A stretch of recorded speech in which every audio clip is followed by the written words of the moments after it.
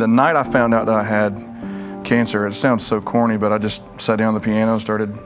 That's how songwriters bleed. They bleed songs. That's it. I just start writing out my feelings and dealing with my stuff, and you'll hear those songs soon. That was what I wanted to ask. It's like, when you go through this, it's how you process it. So is there going to be an album, or at least a song on the album, that is a direct reflection of walking through this? Yeah, there's a song on the new record called Oh My Soul, and it's just me fighting with myself. Because David, that's one of the coolest verses ever that David said. Right. He goes, oh my soul. He's like, why so downcast, oh my soul?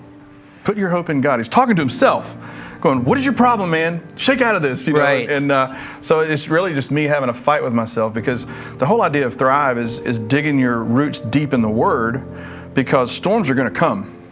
Life is going to happen, and it happened. Yeah. And my storms were reeling me for a minute, but what I noticed, though, in that day or two was that as crazy as it felt and out of control as it felt, all my feelings kept slamming into something solid in me that wouldn't move.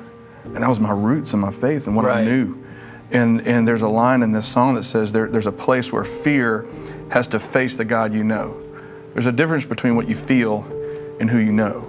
Right. And in those moments, I had to really kind of pull away from what I was feeling and remember who I knew. Yeah, because your feelings can fool you at times, all the time. Oh, you know, but that's where, like you're saying, when it gets down to what you've always known, and that hope and that faith and that trust in Jesus, that's when you find it, is in the hard times. For me, I never find it in the good times. That's easy, Yeah, another thing that I dealt with was not wanting to deal with people. I didn't want to be comforted.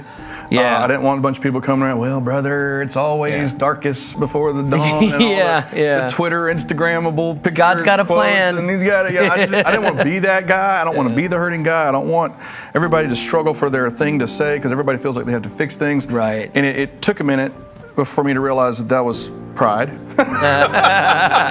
So I started realizing, like, you need to let the church be the church. That's hard, though. Let people do what they do. And I've always been the guy that's encouraged my students to not feel like they have to fix everything when they have a friend who's hurting. Because a lot of times we'll run from people that are hurting because we don't know what to do.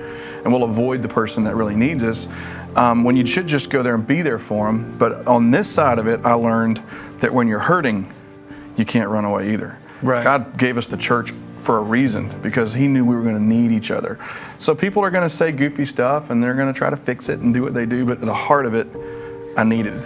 People have the best intentions, and it's really hard sometimes to know what to say, but you have all these people around you, but you have that extra layer of people that they don't know you, but they think they do. And so, and they mean well, they want to wish you well. Like, was there anything that got through to you from the outside, from some source, some person that might not would have gotten through, that was like, wow, that actually meant something to me. This person took that time, or what have you.